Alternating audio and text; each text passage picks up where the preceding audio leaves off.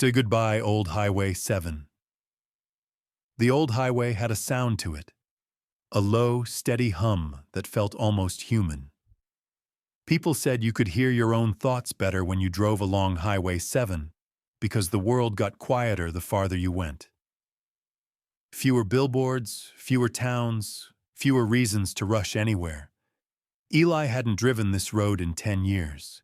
He left home right after high school, swearing he'd never come back. He wanted big cities, loud streets, neon signs, the kind of life you see in movies.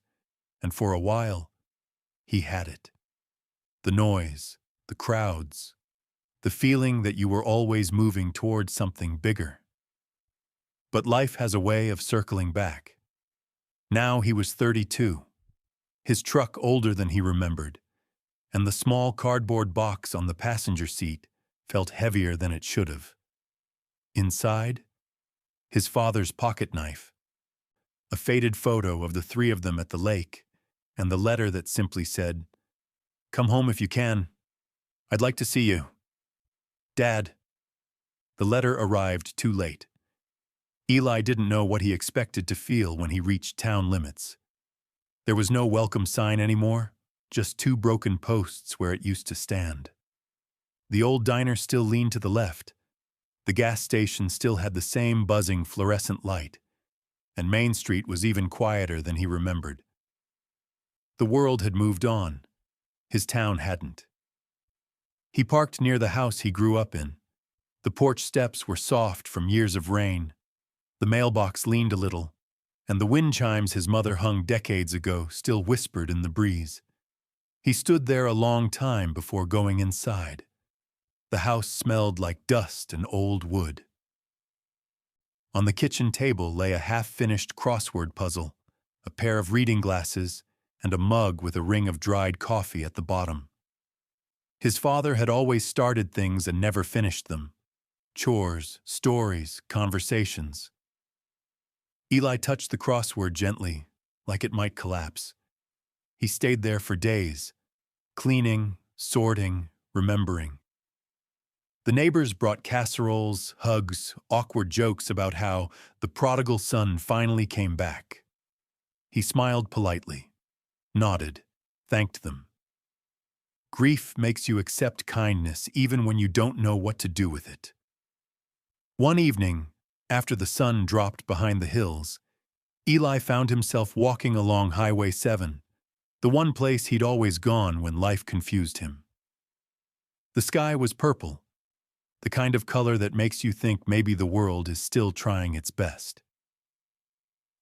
Crickets sang somewhere in the fields. A single pickup passed by, its headlights brushing his face before disappearing around the bend. Eli sat on the guardrail and breathed. He thought about the fights with his father, the words he wished he'd taken back, the calls he should have made but never did. He thought about the letter, short, clumsy, honest. His father never asked for much. Just a moment, a visit, a chance. People think regret comes like lightning. It doesn't. It comes slow, like dusk. You don't notice until the light is gone. When Eli finally got up, he made a decision. He didn't want to run anymore. He didn't want another 10 years to vanish in noise and motion. He wanted to stay, to rebuild something, even if it was small, even if it was fragile. He bought fresh paint for the porch, repaired the mailbox, fixed the wind chimes.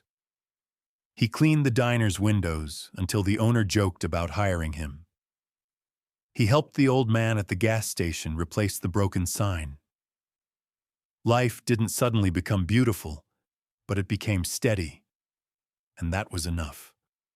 One morning, months later, Eli took a drive down Highway 7, a slow one. Windows down, radio humming some old country song his father used to sing. He didn't feel lost anymore. At a quiet stretch by the woods, he pulled over, took the cardboard box from the passenger seat, opened it, held the pocket knife, the photo, the letter. Then, softly, he said, "I'm home, Dad." The words didn't echo. The highway swallowed them gently. But somehow Eli felt heard. He sat there a while, watching the road curve ahead. Steady, familiar, waiting. Then he started the engine and kept driving. Not away this time. Forward. Tom didn't plan to stay long. He told himself he was only passing through. Just one night in the old motel across from the diner where he used to wash dishes at 16. But the road has a way of slowing a man down when his heart's heavier than his suitcase. The next morning, he woke to the sound of trucks rolling down the highway, the same low rumble he grew up hearing. It felt strange, familiar in a way that tugged at something inside him.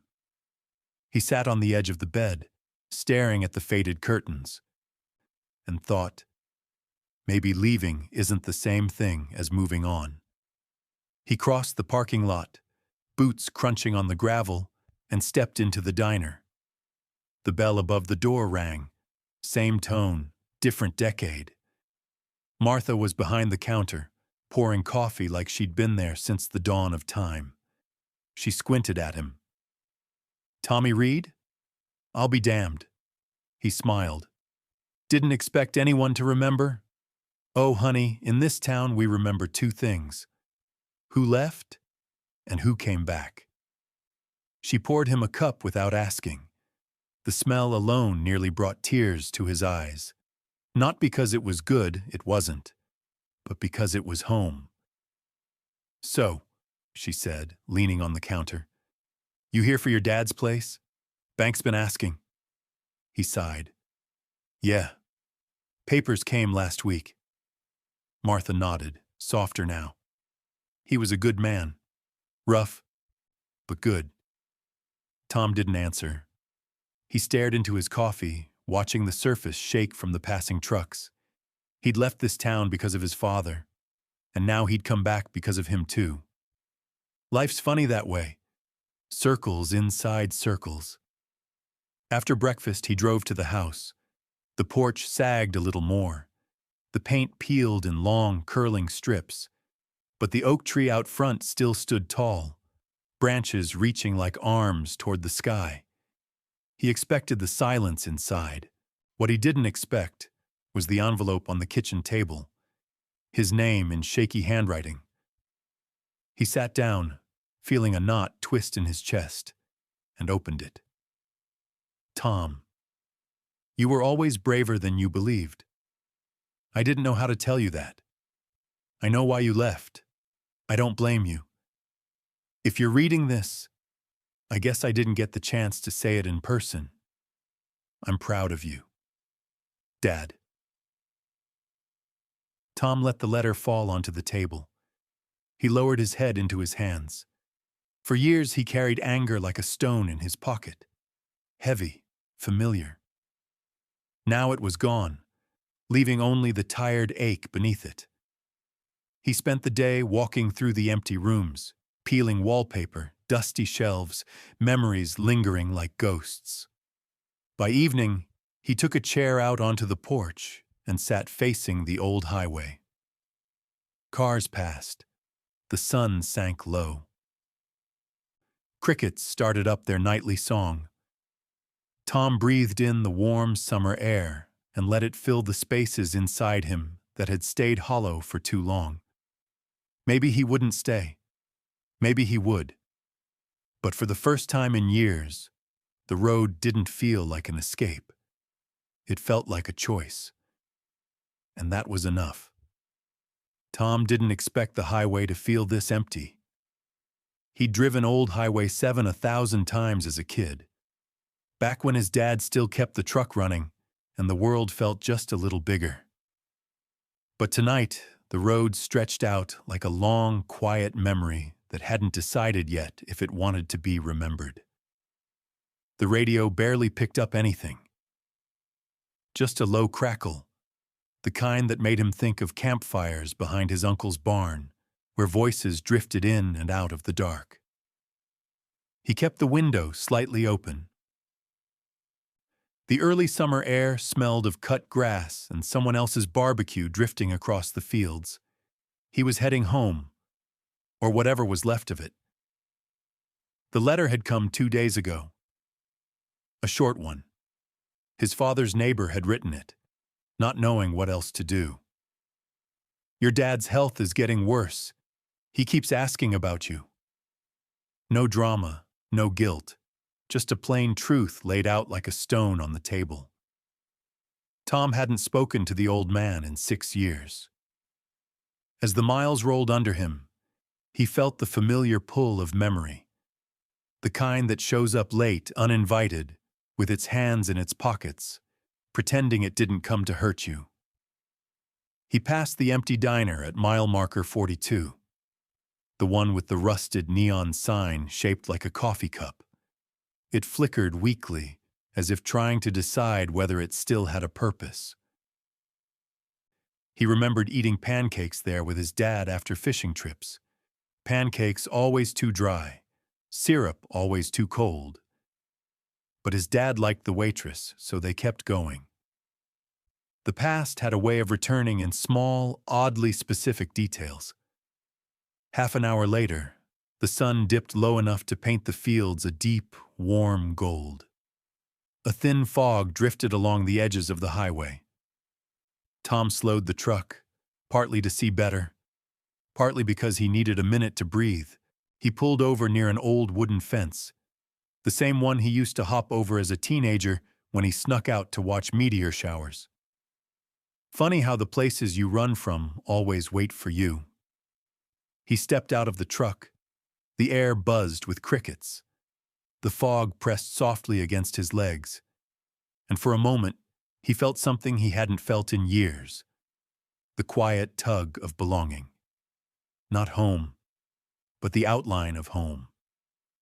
He reached into the back seat and pulled out the small paper bag he'd bought at a gas station earlier. Inside was a slice of apple pie, the kind that smelled almost like the ones his mom used to bake before the arguments started, before the silence, before everything cracked. Tom leaned against the truck and ate the pie slowly, watching the fog roll across the fields like it was trying to erase the space between past and present. He didn't know what he'd find when he reached his father's house. He didn't know what he'd say, or if the old man would even be awake to hear it. But for the first time in a long while, Tom didn't feel like running.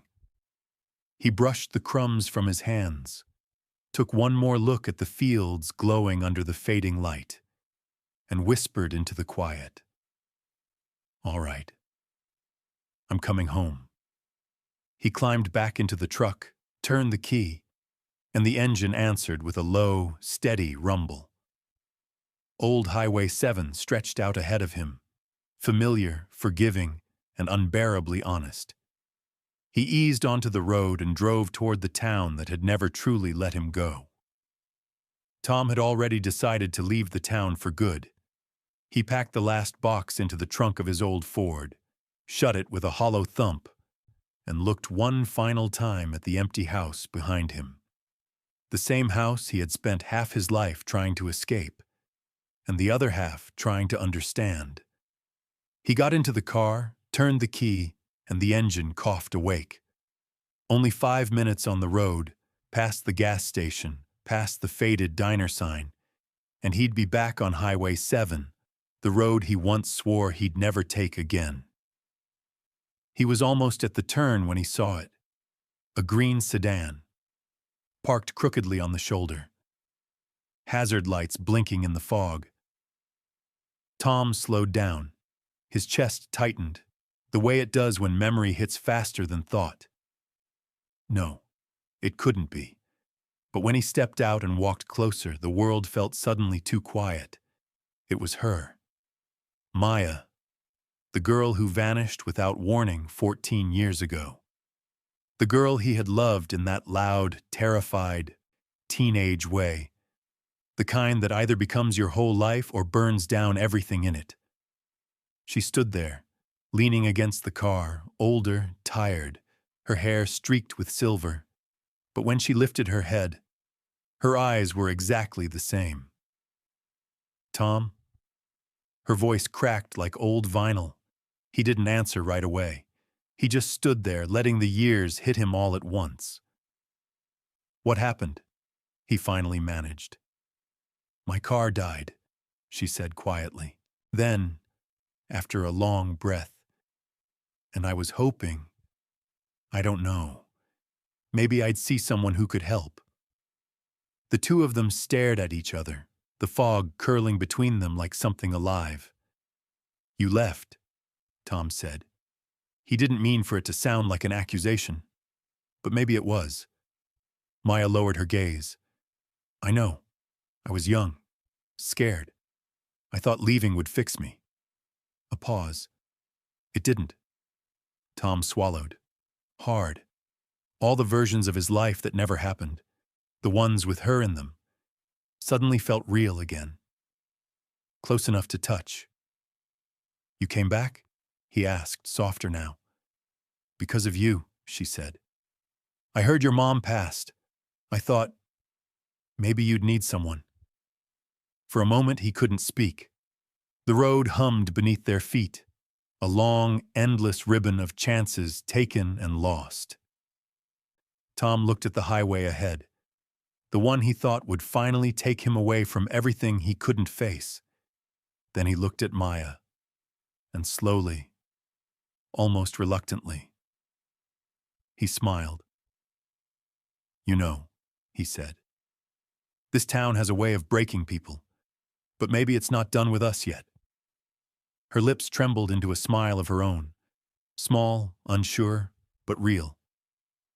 Tom stepped closer, picked up her suitcase from the ground, and tossed it gently into his trunk. "Come on," he said. "There's still coffee at the diner. Terrible coffee, but it's something." Maya nodded, wiping a tear. They got into the car together. Tom turned the wheel, but not toward the highway. He turned back into town, back into the life he thought he'd lost forever. And as the first light of dawn touched the roofs of Main Street, Tom whispered, almost to himself, "Goodbye, old Highway 7. But this time, it wasn't an escape. It was a choice. They drove in silence at first. Not the awkward kind, but the quiet that happens when two people try to understand what the world just handed them. Main Street was still asleep, windows dark, sidewalks empty, the sky a soft gray waiting for color. Tom pulled into the diner parking lot. The same cracked asphalt, the same flickering open sign that always looked half ashamed of itself. Inside, the place smelled exactly like it always had.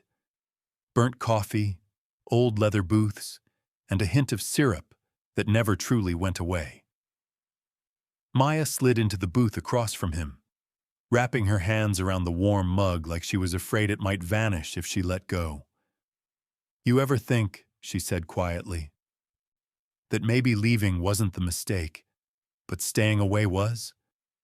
Tom took a long breath. "Yeah, I think I get that now."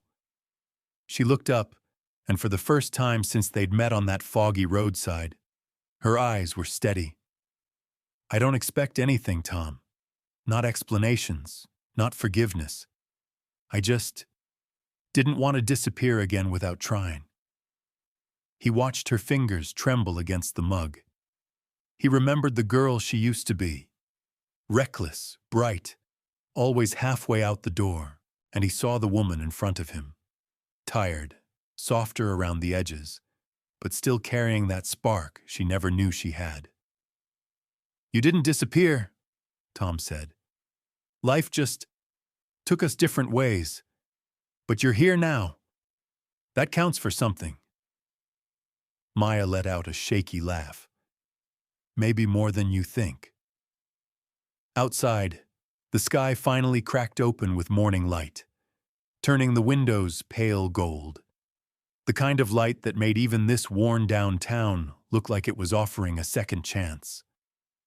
Tom felt something shift inside him. Not a sudden revelation, just a quiet understanding. Maybe running wasn't the answer. Maybe healing wasn't somewhere out on the highway. Maybe it was here, with her. They finished their coffee in slow sips, talking in fragments. Little stories, old memories, the things they never dared to say when they were young. When they finally stepped outside, Main Street felt different. Not new, not shiny, just possible. Maya looked at him, uncertainty in her smile. "So what now?" Tom shrugged softly. "We figure it out," he said. "Together, maybe, if you want." The way her smile grew, cautious, warm, grateful, told him the answer before she said a word. "I'd like that, Tom." He nodded, feeling the road behind him grow smaller.